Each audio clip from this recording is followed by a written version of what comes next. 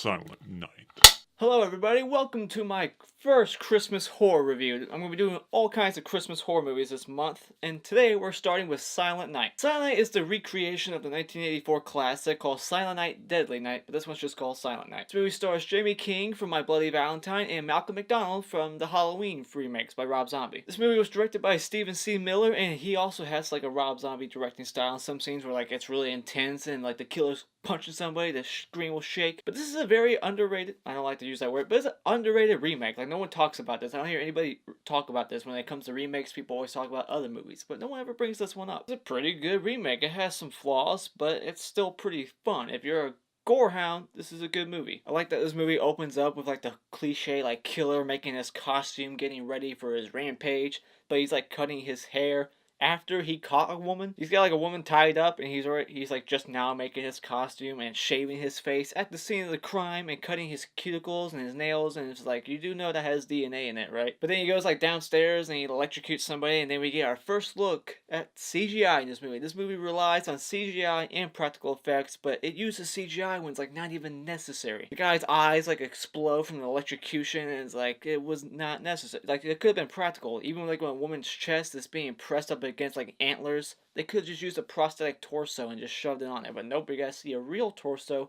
with CGI enhancements. It's just so annoying when you see CGI in horror movies, because it's just like, that's not what horror movie fans want. The majority of us would say no CGI. But then we meet our characters, Jamie King, the deputy, and she's like solving this crossword puzzle, and for some reason it's like this thing that plays out throughout the whole movie. She's trying to solve this one thing out of like 20 that she hasn't solved. She's like, what's a 6-sided item that has 9 letters, and the 3 letters I have right now are S, F, and E, and it's like, it's clearly Snowflake. Everything on that crossword puzzle is Christmas related. Are you stupid? But I just thought that was weird, the way they just kept bringing that shit up. It's like, it's just a crossword puzzle. What does that have to do with this movie?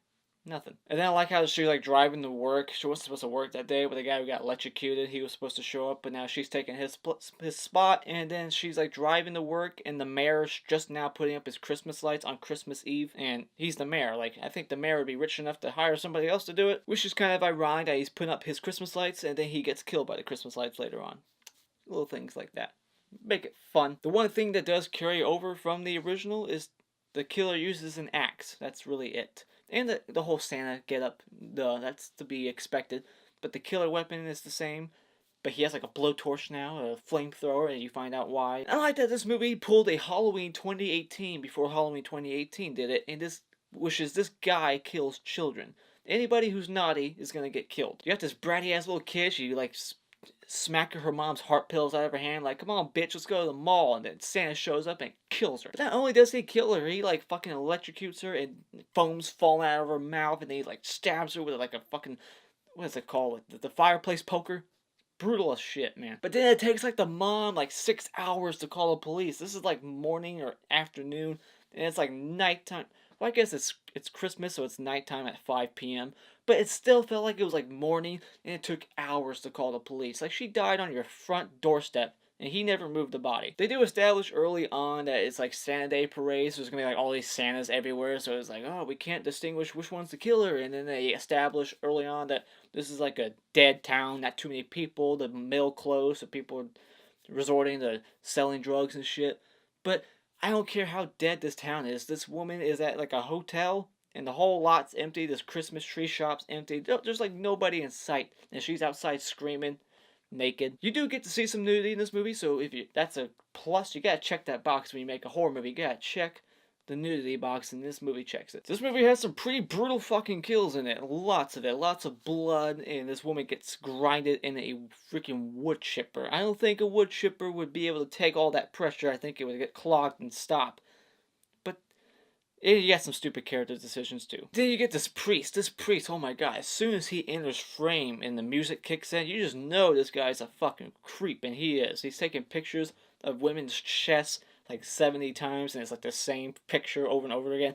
Even though these women's chests, they're not even being revealed. There's like no cleavage, so it's like You do know that there's internet porn, right? Lots of hokey characters like that just make you shake your head like, wow, I need this guy to just die right now. And because this character was so freaking over the top and you wanted him to die, his death was not satisfying at all. He gets a couple of fingers chopped off and he gets like shanked a bunch by Santa, and I just have to wonder how Santa knows all these people that are bad and naughty. I mean, everybody's naughty in some way. But how he knew where people were and who he needed to kill on this day is like, has he been scoping this town out the entire year and then like just picking his moment? That's what I like to think, because how did he know everybody that was being naughty? And what did the mayor do that was naughty? Raise a shitty daughter, I guess? Oh, he smokes, and he told his young daughter that he wasn't going to smoke no more. He deserves to go. Quite a few comedic moments in this movie. I like how the killer kills the mayor, like, in like the Halloween style with PJ Souls like strangle while on the phone. It was pretty funny the way they played that out. And you do get a garbage day reference in this movie. That had me rolling. The guy takes the garbage out and he goes, "What is this, garbage day?" Hilarious. What is this, garbage day? There's a scene in this movie that just does not need to be there. We establish like this guy who's fucking the daughter of the mayor. He has this grandpa who's catatonic. He hasn't spoken in over a year, and all of a sudden he's telling his grandson who's stealing money from him. Why does he have money? He's in a nursing home. Don't need money. They pay for everything. But he's stealing money from his catatonic grandpa, and then he like starts speaking like, "Oh, you know, better be aware, grandson, that this is the scariest night of the year." It's like, was that supposed to be scary? It just makes no sense. It does not need to be in this movie at all. And then when the grandson and the mayor's daughter are being killed, she sees like the door slightly ajar, and then she looks right at her boyfriend like, how'd you get from over there to over there? And then when she looks left, the door's wide open, and they don't mention anything about it. Like, and then, like, Santa's on the other side of it. Like, how did he sneak around while they were talking? It's like, come on. And I guess this killer likes to clean his weapon, because after each kill, like, his axe is just completely shiny and new. He's been killing people all day with that thing, and every time you see it, it's, like, completely blood-free. They try to create a couple of red herrings, even though one of them is complete bullshit, because we saw Santa shaving, and this guy has a beard. And then this other guy is just a coke dealer, and he knows that the cop knows where he lives at the motel. And after almost attempting to kill this cop, he goes back home to the motel to eat dinner. Like, if I almost killed a cop, and they knew where I lived because we spoke about it in conversation, I wouldn't go back to my house to be like, I don't think she'll come get me. Now, once we get to the third act of this movie, that one red herring, he's in the jail cell, and we know it's not him, but they think it could be him, or at least Malcolm McDonald does. And when the bad Santa, the killer Santa, comes in, he just lets the bad Santa out of his prison cell like it wasn't even locked. He just slides the door open. It's like, well, why didn't that guy just escape? The door wasn't locked. I like how this movie utilized like red and green lighting at the end in the third act, because it's Christmas. And we get something quite different. We have a killer who has brass knuckles that he uses as a weapon. That was pretty creative. And I like how I said ho ho ho on his brass knuckles. That was pretty funny. But here's what I don't like. I don't like that we see the killer's face after he escapes. We get that killer lives on shit.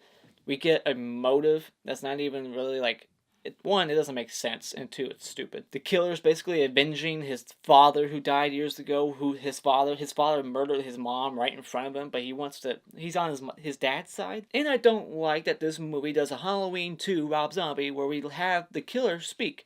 He says not nice, and it sounds like a caveman. It's stupid. He doesn't need to talk. And Malcolm McDonald doesn't really die, does he? Like, he gets half his face burnt, and then that's his death, really? And then when the intern chick and Jamie King, they leave the burning police department, they just leave him behind. Like, yep, he's dead. We don't need to take his body out. It's like, well, even if he is dead, you should take his body out. You have time, do it. And if it was the killer Santa's motive to kill this certain cop this whole time, why did he wait so many years and not kill at this town sooner? Because they established that this killer Santa has been going town to town for like years doing this shit. But if his whole reason was just to get to this cop, shouldn't he have known where this cop was before? Why didn't he just kill this town sooner in that cop? But overall, this movie was pretty fun. It made me laugh. It was serious at first, but then you quickly realize that this movie knew what it was. It wasn't too serious. It had some funny moments, lots of gore, some boobs. Love that. This is a great remake, so therefore I gotta say, when it comes to Silent Night, not Deadly Night, that this is a great Christmas horror movie, so you should go out and buy it. Then Mr. Howard's gonna go to the boyfriend. He gets his head split wide open with an axe, and it just looks gnarly as fuck.